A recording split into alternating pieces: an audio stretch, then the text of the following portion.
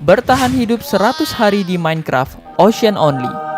Tanpa pohon, tanpa village, hanya ada kamu, aku, dan tombol subscribe. Bisakah di hari ke-100 aku mengalahkan Ender Dragon? Silahkan kalian simak videonya sampai habis. Enjoy! Hari pertama, aku beruntung karena tepat di bawahku ada kapal tenggelam dan bisa menjadi sumber kayu. Nyari satu blok aja lamanya minta ampun. Sampai akhirnya aku bisa bikin crafting table dan bikin kapak iron dari iron hasil harta karun. Setelah itu aku lanjut cari kayu pakai kapak dan ternyata masih lama juga. Aku jadiin crafting tableku sebagai platform awal dan aku membuat pintu sebagai pengganti tabung oksigen dan mencari kayu sepuasnya di bawah air. Berhubung aku dapat leather armor, aku langsung pakai dan ternyata Curse of Binding. Dan aku tidak akan bisa melepaskan celana ini sampai mati. Waktu aku asik cari kayu, aku kedatangan tamu. Aku bunuh dia karena dia menyeramkan dan aku dapat hadiah gold. Lumayan juga. Aku perluas platformku dengan hasil kayu dari kapal dan mencari tanah di bawah laut. Hari sudah malam dan aku perluas lagi platformku pakai tanah. Sekaligus aku pakai tempat untuk nanamin wortel yang aku dapat dari harta karun. Karena nggak punya tempat tidur, aku berkelana dan mendapatkan item-item dari chest. Lumayan lah. Aku pergi untuk nyari pasir dan membuat tempat mining. Dan aku makan kerupuk zombie selagi wortelku belum tumbuh. Dan aku mulai mengeringkan air untuk membuat tempat mining dan mulai menggali ke bawah. Sampai ketemu stone dan menemukan coal, bahkan menemukan ravine yang cukup kaya dengan ore. Bahkan aku dapat diamond di awal-awal.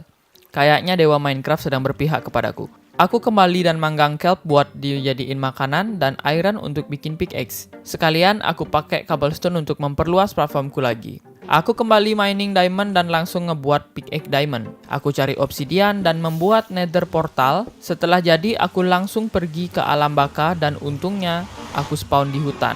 Pas untuk jadi sumber kayu sementara. Aku cari beberapa kayu lalu memperluas platformku dengan kombinasi cobblestone dan kayu nether.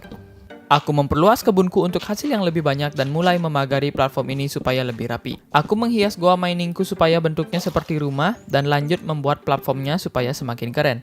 Terus aku terangin semua tempat gelap termasuk tempat mining. Aku mulai mengorganisir barang-barangku di chest dan kembali mencari bahan-bahan di ravine seperti iron, gold, dan juga coal. Setelah itu aku sihir tanamanku supaya bisa tumbuh lebih cepat dan memanen beberapa makanan untuk jadiin stok. Aku membuat kompas dan berkelana lebih jauh dari biasanya. Aku menemukan kapal tenggelam dan mengambil chestnya. Lumayan dapat bambu. Nggak tahu kenapa, ada preman di lautannya. Aku menemukan chest lainnya dan isinya diamond. Wow, lumayan. Beberapa saat kemudian, aku ketemu daratan yang sangat luas. Dan ketika aku lanjut perjalanan, aku menemukan daratan dan hokinya ada sebatang pohon yang tumbuh di sana.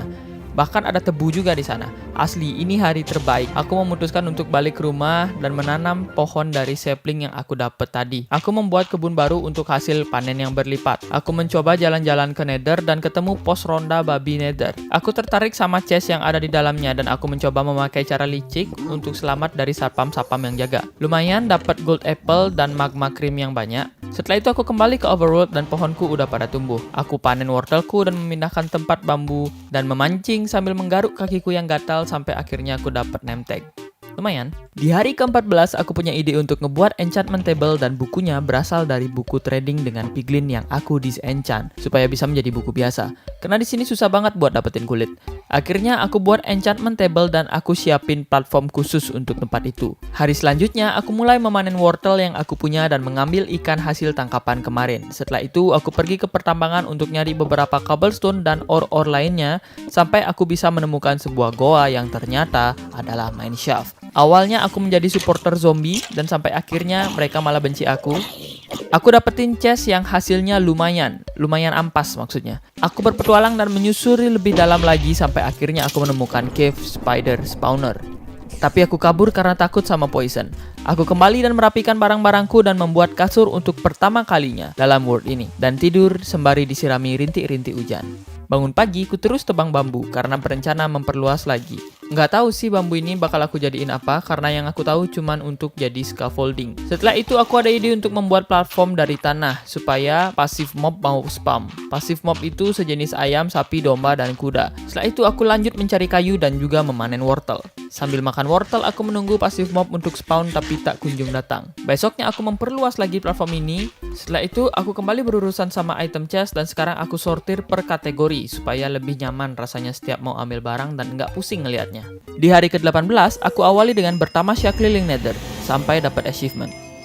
Dan aku ambil resource yang ada di Nether seperti bone block, glowstone, dan basalt. Setelah itu aku balik lagi dan mencari kayu untuk aku pakai membuat XP farm. Sewaktu aku mencari iron untuk membuat hopper, aku sekalian mencari string untuk membuat scaffolding. Dan aku mulai membuat XP farm yang simple, karena di world ini nggak ada tempat untuk zombie spawn, alias semuanya air. Aku yakin XP farm ini pasti efektif, dan aku habisin 6 harian untuk membuat XP farm ini.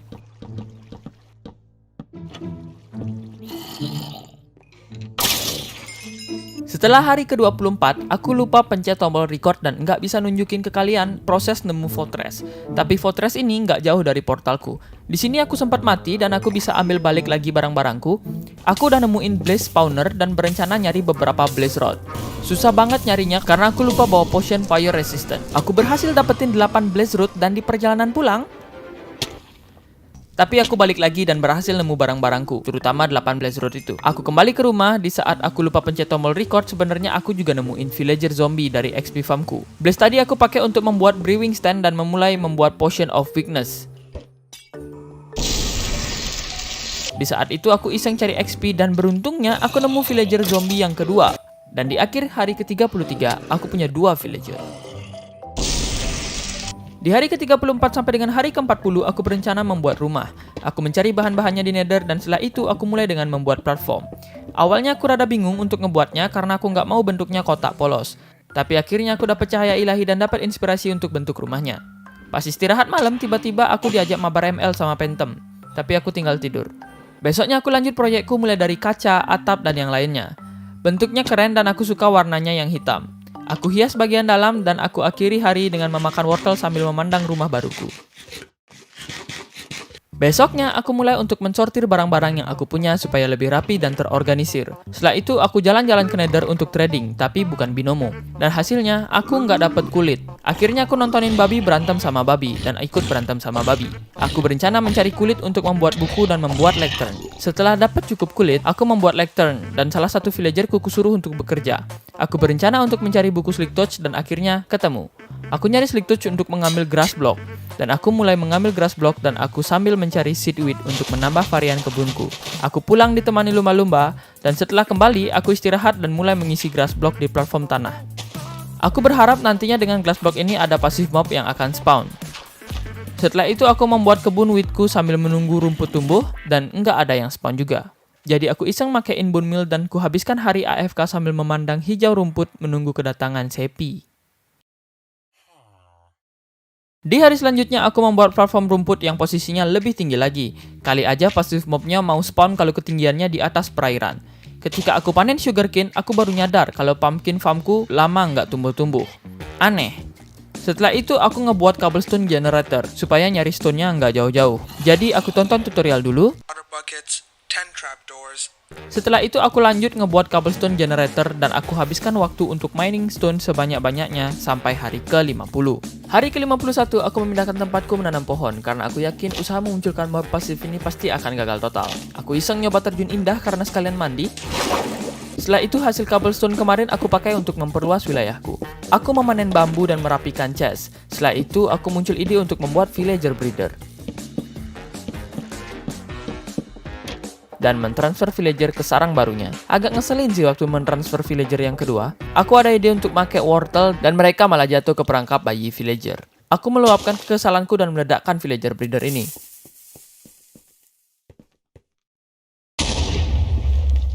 Akhirnya villager-villager ini aku kembangkan di rumahku sendiri. Tiba-tiba hal tak terduga terjadi. Mob farmku habis terbakar api dan aku nggak tahu asalnya dari mana. Aku mencoba buat memadamkan api yang masih nyala dan kehancurannya sekitar 70%-an. Malah masih ada muncul mob. Aku ke atas dan berusaha memadamkan api biar nggak hancur total dan aku perbaiki lagi mob farmku. Dan selagi aku ngebenerin tiba-tiba muncul villager trader di wilayahku. Akhirnya XP farmku normal lagi dan aku iseng cek apa aja yang dijual trader ini. Lumayan ada jungle sapling. Setelah itu aku memindahkan cobblestone generatorku karena aku curiga itu penyebab kebakaran di XP farmku dan aku membuat cobblestone generator di tempat yang lebih aman. Hari ke-60 ada zombie villager yang diam di wilayahku. Aku bantai aja karena dia nggak bayar pajak untuk diam di situ. Setelah itu aku cari pasir untuk membuat villager breeder prototype 2. Harusnya yang ini bakal work. Pas mau bawa villager ke dalam, villagerku mendadak kesurupan gangsing. Aku cukup struggle untuk ngebuat sistem transportasinya, tapi semuanya berjalan lancar dan setelah ku coba, work. Sekarang kita tinggal menunggu dan aku lanjut menyelesaikan villager breeder ini sampai hari ke-61. Hari selanjutnya aku membersihkan tempat menanam pohonku yang pertama dan sekalian aku cari daun untuk dekorasi. Setelah sedikit mendekorasi, aku ke Nether untuk mulai mencari kayu untuk membuat storage room. Aku mampir bentar untuk membuli babi. Setelah itu aku lanjut project storage roomku. Aku mencari kayu lagi karena diperlukan banyak untuk membuat chest. Dan jangan lupa, setelah menebang, tanam kembali. Setelah itu aku memulai project storage room ini. Aku membuat storage room karena chestku yang mulai penuh. Istirahat sebentar, aku memukul zombie dengan tulang dan aku memasang sign untuk mengkategorikan item berdasarkan jenisnya. Karena kalau per item itu banyak banget, Pak. Terus aku pindah semua barang-barang, setelah itu aku memantau villager breederku dan aku mulai merasa aneh karena villagernya kayaknya mandul. Akhirnya aku tetap breeding di rumah dan tes lagi villager breedernya, nggak tahu kenapa mereka gagal dan muncul gambar awan petir di atas kepala mereka. Akhirnya aku cuek aja dan menanam bibit wheat. Di hari ke-71, aku ke pertambangan dan mengambil beberapa rel, dirt, iron, coal, dan string untuk sekedar persediaan kalau diperlukan. Aku ada ide untuk mencari emerald dengan mengubah satu villagerku menjadi Fletcher.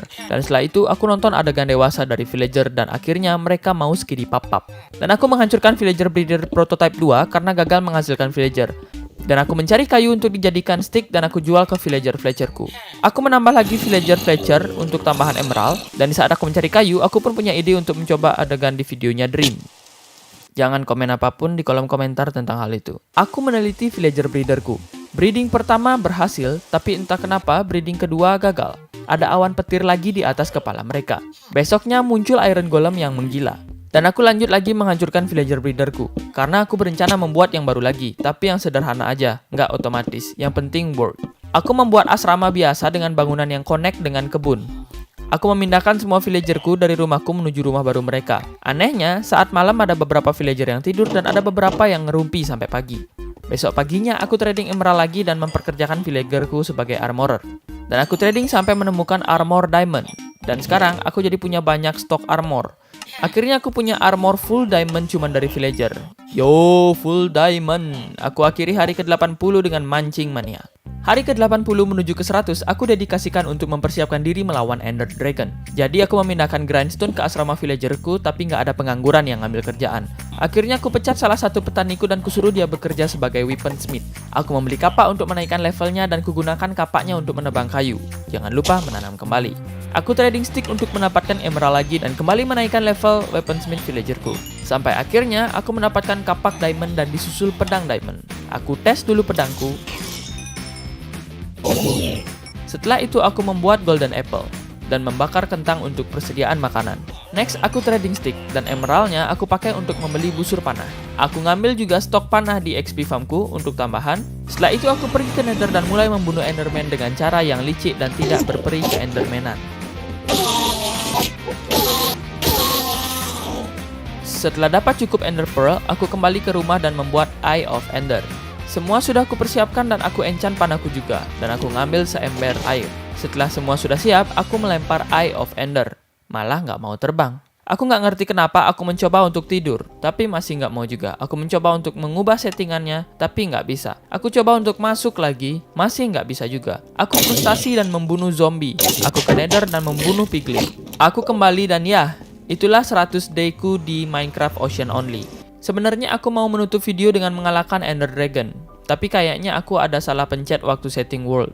Karena di Google, banyak yang bilang kalau aku mematikan generic structure-nya saat setting map. Dan tak ada cara mengembalikan kecuali membuat world ulang lagi. Jadi aku rasa sampai di sini aja dulu 100 day Minecraft Ocean Only. Progres yang sangat berasa untukku, berawal dari nggak ada apa-apa sampai tercipta bangunan-bangunan ini. I hope you enjoy, see you later.